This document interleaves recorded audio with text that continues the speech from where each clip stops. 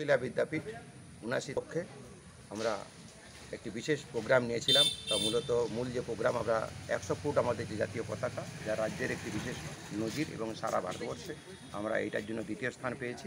সেই ১০০ ফুটে জাতীয় পতাকা উত্তোলন করেছি। তার পাশাপাশি ১০০ ফুটের একটি পতাকা এবছরই আমরা প্রথম নিয়েছি।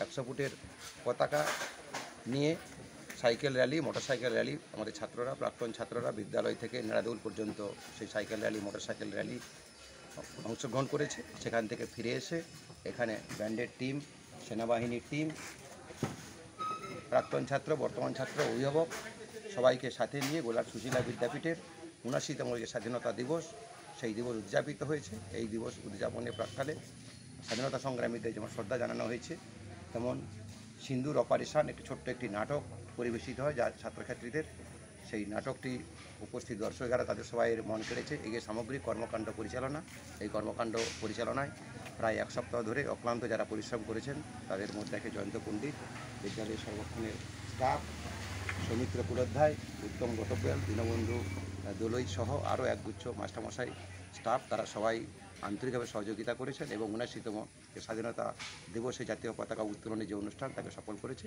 বিদ্যালয়ের পক্ষ থেকে আমরা সমস্ত অংশ, যারা ব্যান্ডের টিমে ছিল, যারা সেনাবাহিনীতে ছিলেন এবং অভিভাবক, অভিভাবিকা এবং যারা রেকর্ডিংয়ের দায়িত্বে ছিলেন, উজ্জ্বল সহ সবাইকে আমরা ধন্যবাদ, অভিনন্দন জানাচ্ছি।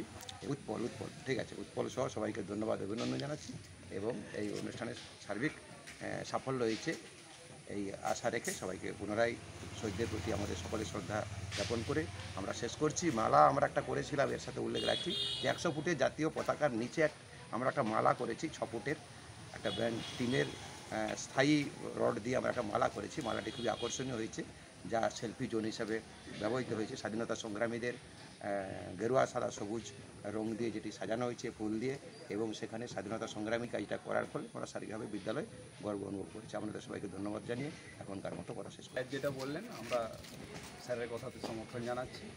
সবাই অত্যন্ত খুশি। এইভাবে আমরা স্বাধীনতা দিবস পালন করতে পেরে, শ্রদ্ধা জানাতে পেরে, আগামী দিনে গোলার সুশীলা বিদ্যাপীঠ আরও এগিয়ে যাবে।